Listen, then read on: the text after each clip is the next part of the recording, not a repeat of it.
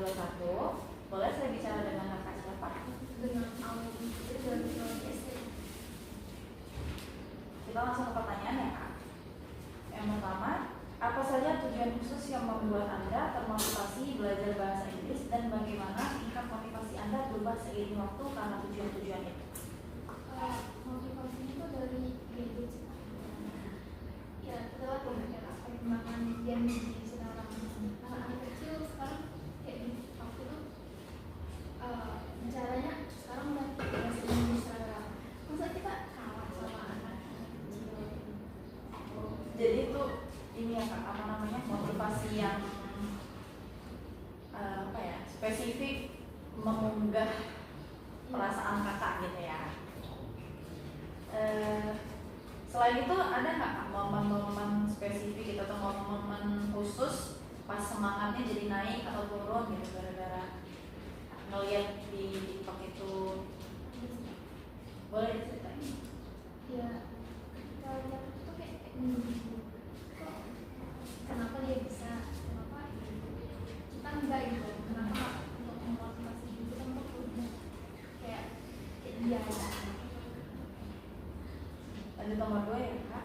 Bagaimana pengalaman belajar Anda sebelumnya di sekolah menengah atau lebih awal mempengaruhi kemampuan bahasa Inggris Anda sekarang di tingkat universitas? Biasa-biasa aja ya, ada yang nggak terpengaruh sama sekali kan. Tapi kemampuan apa sih kak dari pengalaman dulu yang paling berguna sekarang gitu dan kenapa? Ya kayak membaca. Dulu di bahasa SMA gitu ya, sering baca-baca bahasa Inggris gitu. Jadi sekarang lebih bagus gitu gara-gara kemarin atau gimana? Ya. Lanjut nomor 3. Bagaimana hubungan komunikasi Anda dengan dosen bahasa Inggris secara umum yang memiliki ketersediaan baik untuk bantuan dan umpan balik mempengaruhi percaya diri Anda dalam belajar bahasa Inggris, dan bisakah Anda beri contohnya? Jadi maksudnya komunikasi kakaknya dengan Miss Kuning itu gimana, baik atau enggak? Miss Kuningnya ada feedback atau enggak? Baik sih Kak, dari Miss Kuning juga kayak kalau dia kelas itu kayak detail, terus kan nggak semua orang yang di dalam kelas itu paham tentang apa yang dimaksud, jadi kayak di transitnya lagi.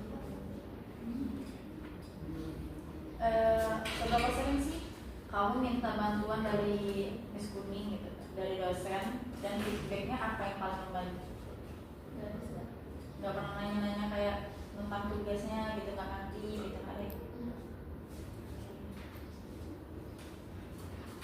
Nomor 4, bagaimana latar belakang ekonomi keluarga Anda memberikan akses ke sumber daya pendidikan seperti buku, perangkat teknologi, atau kursus bahasa Inggris untuk memudahkan pembelajaran bahasa Inggris Anda?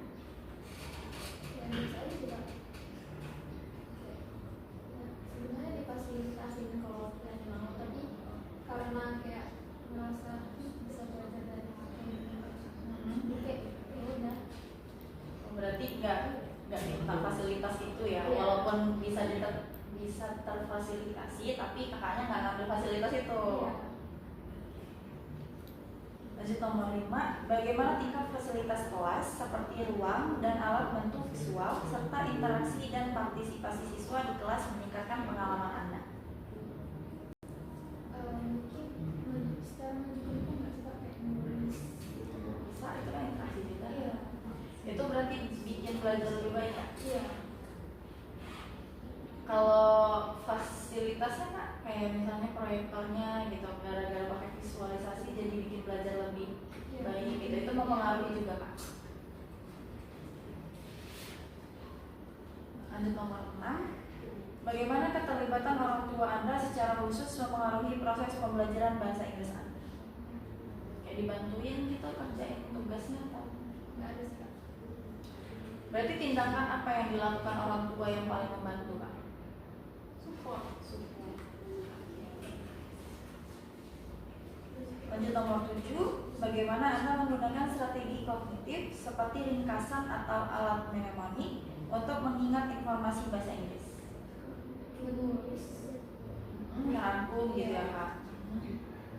Terus ada lagi Kak? Apa mungkin nggak? Pengenalan. Strategi mana yang paling sering dipakai Kak? Dan seberapa efektif buat kamu?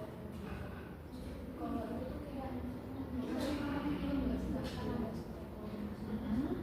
Jadi kayak kita mendengar terus membaca subtitlenya dari. Oh itu, iya benar-benar itu strategi juga sih benar Kak. Berarti yang paling efektif itu buat kakaknya adalah nonton film bahasa Inggris, terus baca subtitle langsung. Iya. Lanjut nomor 8. Bagaimana regulasi diri dalam merencanakan dan mengevaluasi pembelajaran bahasa Inggris mempengaruhi kemajuan. Oke.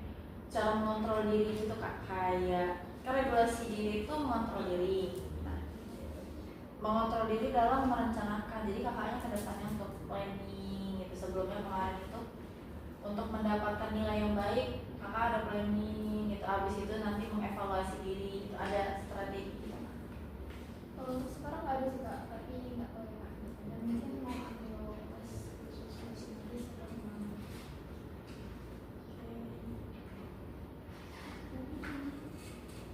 Jadi nomor 8, sekarang nomor 9. Bagaimana Anda mengelola emosi Anda seperti mengurangi kecemasan untuk mendukung proses pembelajaran bahasa Inggris? Oke, cemas, grogi, gitu. Nah, cara mengatasinya gimana?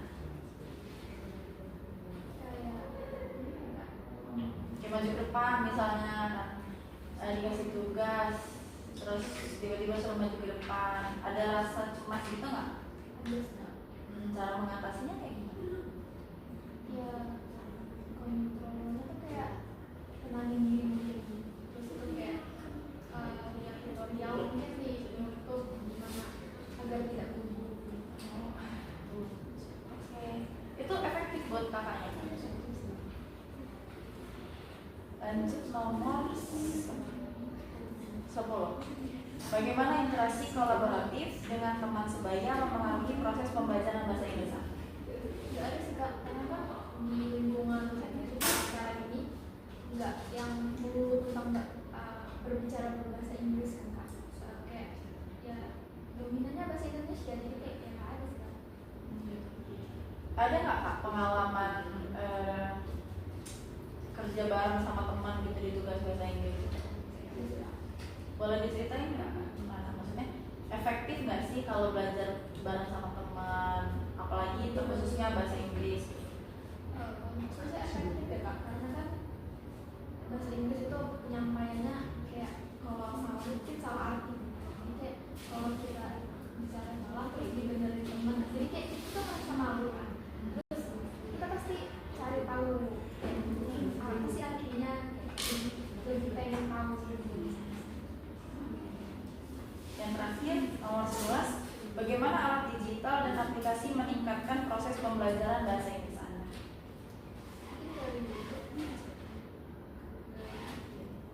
Dari YouTube, aplikasinya YouTube aja atau ada yang lain?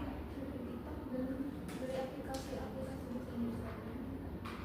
Dari aplikasi-aplikasi tadi yang disebutin, aplikasi atau alat mana yang paling kamu suka dan kenapa? Kenapa? Karena kayak memudahkan gitu Pak. Kayak kita bisa melihat terus bisa tanya bagaimana cara penyebutannya. Udah cukup, pertanyaannya udah habis Kak. Terima kasih. Saya akhiri. Wassalamualaikum warahmatullahi wabarakatuh.